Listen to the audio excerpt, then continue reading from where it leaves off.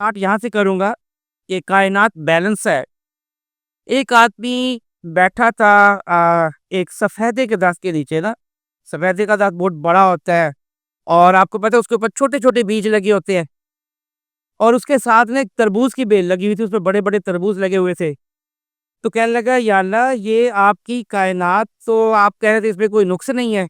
ये तो देखें इतना बड़ा नुक्स मैं नहीं खा रहा हूँ। इतना बड़ा दरख्त है, उस पर छोटे-छोटे बीज लगे हैं और ये छोटी-सी बेल पे इतना बड़ा तरबूज लगा हुआ है। इतना ही कहा ना, तो ऊपर से वो बीज गिरे उसके सर पे। कहता है, या अल्लाह ठीक ही किया है। अगर यहाँ पे तरबूज लगे होते, तो आज तो मेरा सर गया था। तो अल्लाह की कायनात बड़ी बैलेंस है। नंबर 1 बेटा, चाँद का ज़मीन से जो डिस्टेंस है ना, वो है 3,84,400 तकरीबन किलोमीटर। आप ये देखें, चाँद का ये डिस्टेंस है ना, इसकी वजह से समंदर का लाखों टन पानी रोज़ उसमें मद्दोजज़र पैदा हो रहा है और उस मद्दोजज़र के नतीजे में नीचे रोशनी और हवा ऑक्सीजन पहुँचती है समुद्र में नीचे और समुद्र की नीचे वाली मखलूक जो है वो ज़िंदा रहती है, सिर्फ़ इसकी वजह से। अगर चाँद का फासला बढ़ जाए, तो समुंदर में जो मद्दोजज़र इतना ज़ोर से पैदा होता है, वो पैदा नहीं होगा उस तरीके से और समुंदर के नीचे लाखों, करोड़ों मछलियाँ मर जाएँगी। और अगर ये फासला कम हो जाए, तो आप ये देखें कि इतना ज़्यादा मद्दोजज़र पैदा होगा कि शहर के शहर डूब जाएँगे। तो बिल्कुल बैलेंस डिस्टेंस। आगे चलते हैं। समंदर का पानी बहुत ज़्यादा ना खारा है, ना मीठा। अगर बहुत ज़्यादा खारा होता, तो सारे जानवर मर जाते, मछलियाँ मर जाती।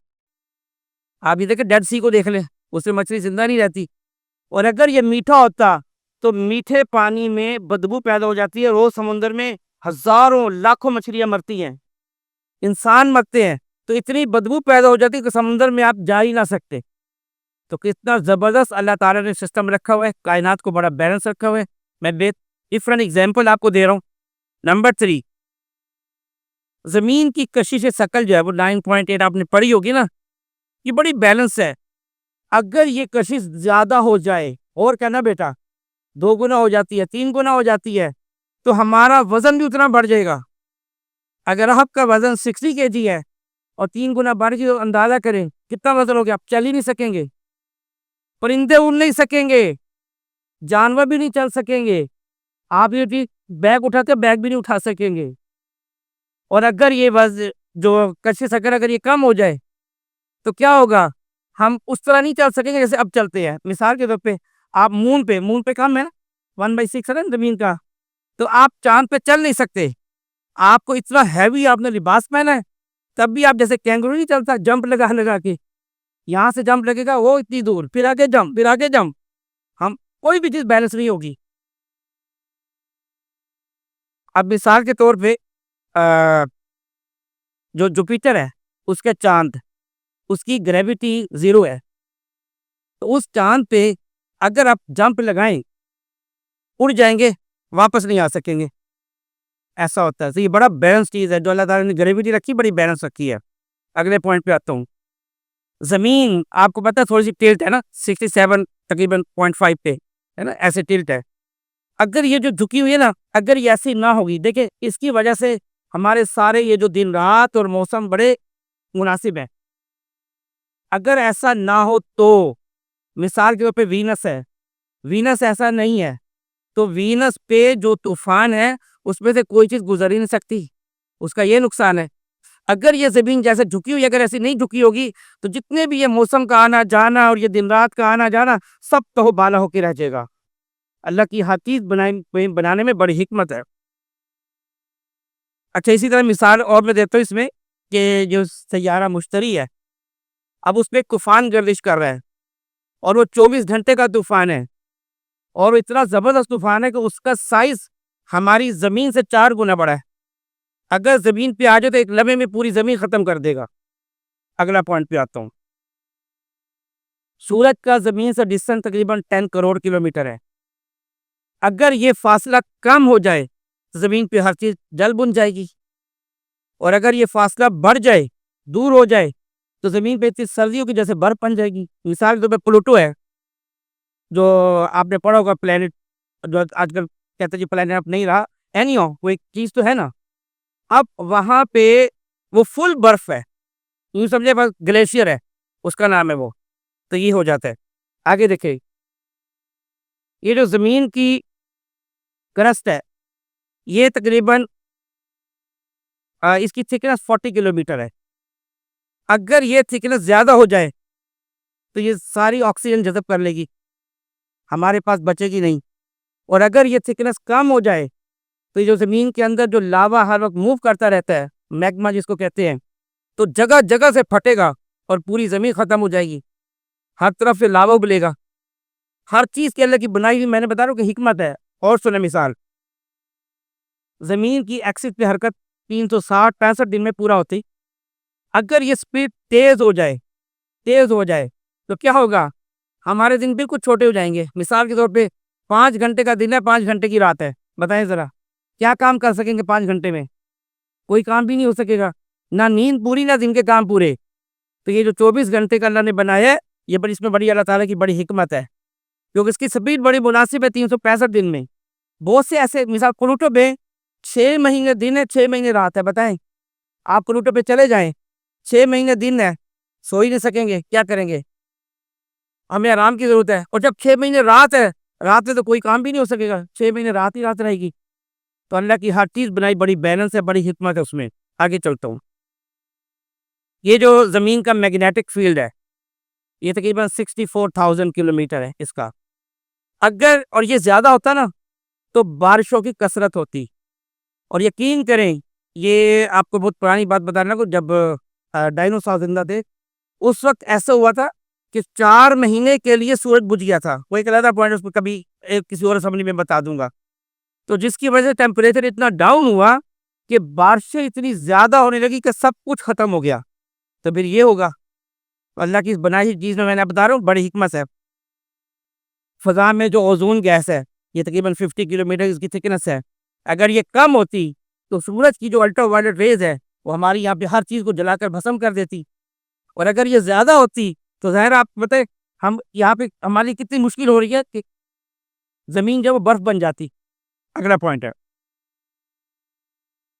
اگر آکسیجن نہ ہوتی، دنیا کی ہر چیز میں آکسیجن، جو بھی ٹھوس کھڑی ہے، یہ جو بلڈنگ ساری کھڑی ہیں ان سب میں آکسیجن ہے، اگر اللہ تعالیٰ آکسیجن نکال دے تو دنیا کی ساری بلڈنگز دھڑام سے آ کے گر جائیں گی، ختم، پوری زمین برابر ہو جائے گی، بیلنس ہو جائے گی۔ اور دیکھتے ہیں ہمارے کان کے اندر جو ایئر ویکس پیدا ہوتی ہے یہ بڑی امپورٹنٹ چیز ہے، اگر یہ پیدا نہ ہو تو ہم بیلنس ہو کے چل نہیں سکیں گے۔ وہ حافظ آباد میں میرے ایک فرینڈ ہے، اس کا یہی مسئلہ ہو گیا، اور چل ہی نہیں سکتا، اس کو لگا میں ادھر گرا ادھر گرا ادھر گرا، بیلنس ہو کے چل ہی نہیں سکتا تھا۔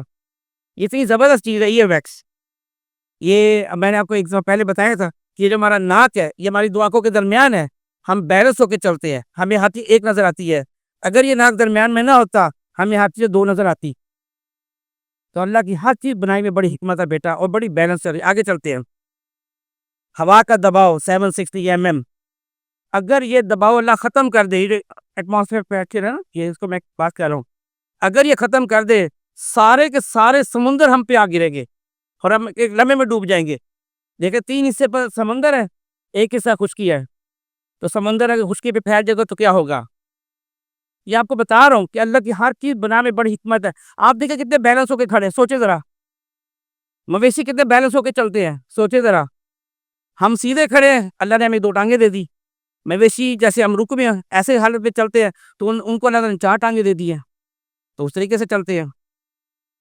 اگر ہمارے منہ میں تھوک پیدا نہ ہو تو ہم بات ہی نہیں کر سکیں گے، تھوک کی وجہ سے ہم بات کر رہے ہیں، اور تھوک بنانے کے لیے، کیونکہ ہمیں بات کرنے کے لیے ہمیں ہر 1 منٹ کے بعد 1 گلاس پانی پینا پڑے گا، اگر تھوک نہ ہو۔